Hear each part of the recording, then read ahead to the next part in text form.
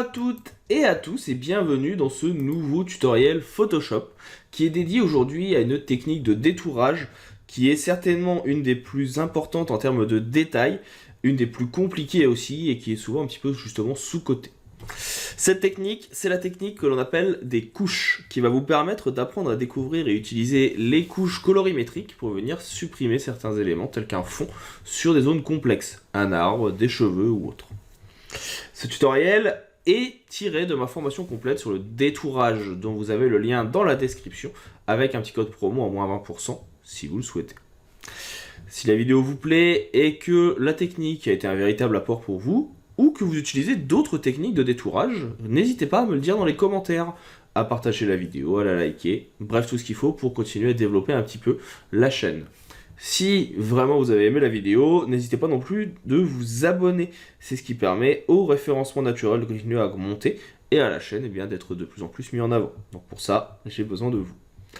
Dans tous les cas, je vous souhaite un bon visionnage du tutoriel et je vous dis à tout de suite. Dernière petite technique de détourage avant de passer au menu sélection et aux différentes spécificités proposées par celui-ci. Il s'agit d'une technique assez ancienne qui permet de venir un petit peu comme sélectionner et masquer, détourer des zones complexes, telles que celle-ci. Pour cela, on va utiliser une partie du logiciel qui s'appelle les couches. Pour les faire apparaître, il faut aller dans Fenêtre et Couches, tout simplement. Ici, vous allez y retrouver les différentes strates qui composent votre photo. Rouge, vert, bleu et RGB donc au global.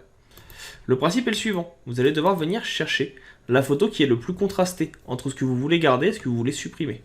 Ici en l'occurrence, la couche bleue. On va venir la copier, comme ceci. Et sur cette couche, je vais venir jouer sur les réglages avec par exemple ici mon niveau. Alors on peut utiliser aussi la courbe, l'idée étant de créer une véritable distinction entre le fond ici, donc qui est blanc, et la chose que l'on veut détourer, donc ici qui va apparaître en noir. Donc là, vous voyez, en venant utiliser les différents curseurs, je peux créer ce contraste avec mon arbre qui est maintenant totalement noir et le reste de la composition qui va être totalement blanc. L'avantage aussi, c'est que une fois que cela est fait, sur ces masques, je peux venir dessiner. Par exemple, ici, je prends mon pinceau, vous voyez, je peux venir dessiner en noir ou en appuyant sur X en blanc. Donc l'idée, ça va être de pouvoir venir enlever les petits détails qui ne m'intéressent pas, qui sont encore visibles dans le fond, qu'il peut y avoir, donc là j'en ai pas forcément beaucoup, et après venir faire également ici une petite distinction entre par exemple le ciel et ma composition. Donc là moi ce que je veux c'est détourer l'arbre, donc je vais juste créer une petite partie où je viens effacer ce que je ne veux pas. Bien sûr je peux même venir maintenant, une fois que j'ai fait ma première sélection ici, hop, sélectionner rapidement avec le lasso que vous connaissez, ou avec le lasso polygonal que vous connaissez aussi maintenant, qu'on a déjà vu un petit peu plus tôt. Donc là, vous voyez, je sélectionne mes éléments. Je viens ici récupérer toute cette partie qui ne m'intéresse pas. Et je peux venir ici, en appuyant sur supprimer, utiliser couleur de premier plan ou couleur d'arrière-plan. Là, on est plutôt sur du premier plan. Et cliquer sur OK. De cette façon, j'ai maintenant mon arbre ici qui est à part. Et le principe va maintenant être assez simple. On a juste à venir prendre notre outil de sélection rapide ou de baguette magique et sélectionner. Ça, c'est la technique numéro 1. Ou alors, il y a une petite astuce qui consiste à faire un contrôle-clic. Et le contrôle-clic sur un masque de fusion, c'est l'équivalent ici, va récupérer en fait uniquement ce qui est noir. Donc, sélectionner. Et si maintenant je reviens sur ma photo ici, vous voyez qu'il a sélectionné tout ce qui est blanc. Je vous ai expliqué tout à l'heure que si vous faites un CTRL-SHIFT-I, vous pouvez ainsi intervertir la sélection. Et si maintenant je mets un masque de fusion, eh bien vous voyez que mon arbre est détouré, ainsi que les petits éléments qui étaient blancs à l'intérieur. Alors bien sûr, si j'ai un petit peu trop forcé, il peut y avoir des défauts, parce que là j'étais un petit peu fort sur, sur la luminosité. Mais vous voyez quand même que ça fonctionne, et ça a même gardé en plus l'élément que je n'avais pas vu ici, en haut, que l'on peut bien sûr supprimer. Et pour vous prouver que le détourage est quand même pas trop mal, on va aller chercher une autre photo. Je vais aller ici dans Images. On va prendre, comme on a fait tout à l'heure, la photo du ciel. Et si je viens la mettre derrière, eh bien vous voyez que le détourage est pas mal et qu'on a bien ici entre les feuilles une visibilité. Donc en quelques instants, on a pu détourer notre élément. Et bien sûr, ça marche sur tous les types de photos. Là, je l'ai fait avec celui-ci. On pourrait venir le refaire, par exemple, avec, je sais pas, quelque chose qui est un peu complexe à détourer. C'était un peu l'ancienne technique. On pourrait essayer ici avec notre mouton de tout à l'heure. Donc pareil, je vais aller chercher la couche. On va chercher celle qui est le plus contrastée entre le mouton et le fond. Encore une fois, ça a l'air d'être la bleue. Donc ici, je la copie. On va faire image, réglage.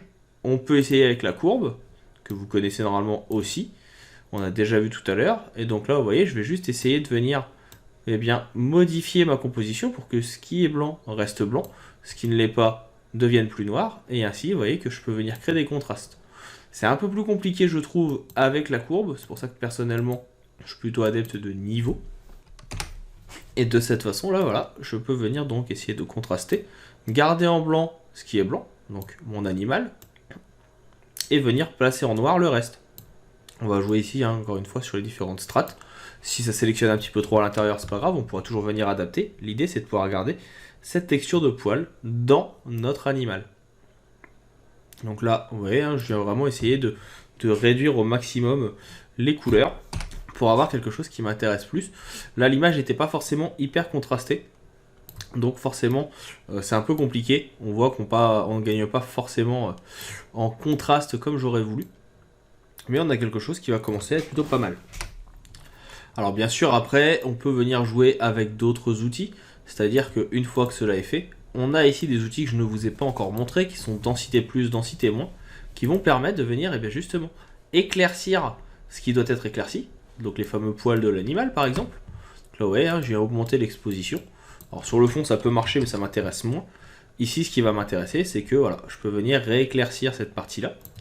Et à l'inverse, sur ce qui était déjà sombre, j'ai densité plus. Et je peux venir demander à ce que ces éléments qui sont déjà sombres, ils le soient encore plus. Et là vous voyez que de cette façon, j'ai mes poils qui vont commencer, comme je le veux, à être un petit peu plus sombres, qu'on va pouvoir venir détourer plus facilement. Et pareil, de la même façon, ici, je vais pouvoir faire une sélection. Vous connaissez l'outil maintenant. Je reviens sur ma composition classique. Ici, je vais mettre un petit masque de fusion. Donc là, on voit qu'il a gardé exactement le même effet que l'autre côté, parce qu'il y a pas mal de contraste. Après, ce qui va m'intéresser, qui peut être intéressant tout simplement, c'est juste rendre ce calque invisible. J'appuie sur Shift. Ici, je viens tout simplement faire, il est où? Ici, sélectionner un sujet.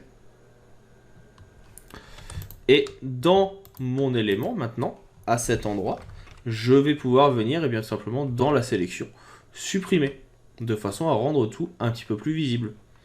Bon, bien sûr, il faudra venir retravailler encore une fois là avec la courbe. Donc là, j'ai bien mon calque copie.